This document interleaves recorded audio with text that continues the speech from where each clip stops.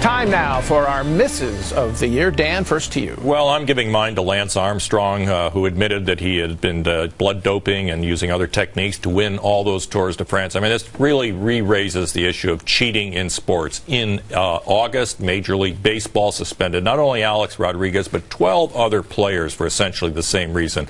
The sad thing about this, Paul, is I think it calls into question the credibility of professional athletic performance. It's a great thing to watch, but you have to be worried when you're saying, I don't know if it's real. Do you have any sports heroes? Big Pappy of the Red Sox, or my favorite, Aaron Rodgers of the Green Bay Packers? I love Big Pappy. As far as Aaron Rodgers goes, I don't know. He's not going to win another Super Bowl this year, so... Tebow back in the NFL. Yeah, Cowboys fan. Okay, Dorothy. All right, my big misses to all of the supporters and protectors of Mr. Snowden, all of which are multiplying ferociously all over the place. They include, of course, Barbara Walters, who made him one of the most fascinating people of the year, not the most, and this is her last broadcast, and not a moment too soon. And also, there was Tom Friedman, who announced, with great ounce of discovery, that he was a whistleblower. Well, thanks. That explains everything, Tom. Dorothy just got herself a lot of invitations to media parties going into 2014. Mary? My miss for 2013 is the rise of left-wing populism in this country, and I think most clearly exhibited by the election of the new mayor in New York City, Mayor de Blasio, not only because of what it means for New York, but for what it means more broadly about how the electorate seems to fall for these kind of populist promises, and what that means to our freedom.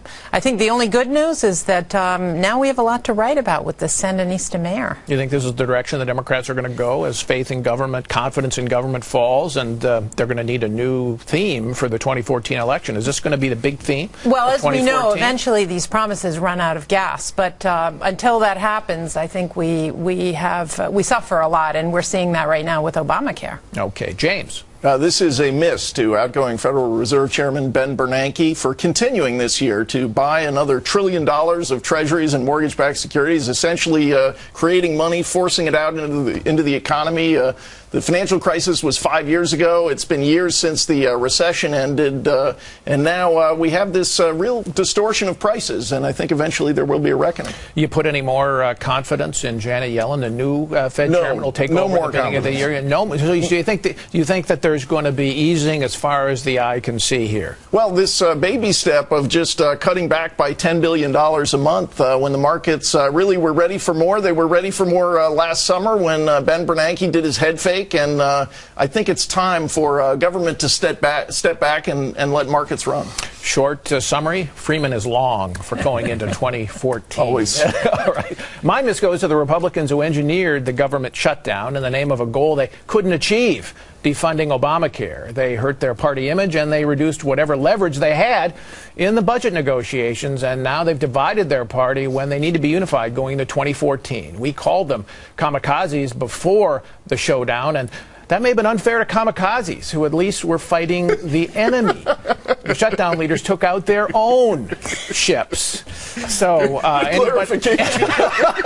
so neither party looks to be in fabulous shape going into 2014. So which one is going to show some upside next year is my question. Well, if the Republicans can avoid another calamity on the budget or the debt ceiling, I think you've got to give them the momentum here, because you've got Obamacare, and if they focus on Obamacare, rather, criticizing it, offering constructive reforms, not doing something that is unachievable. Look, we all support the defunding of Obamacare. Everybody at this table certainly does.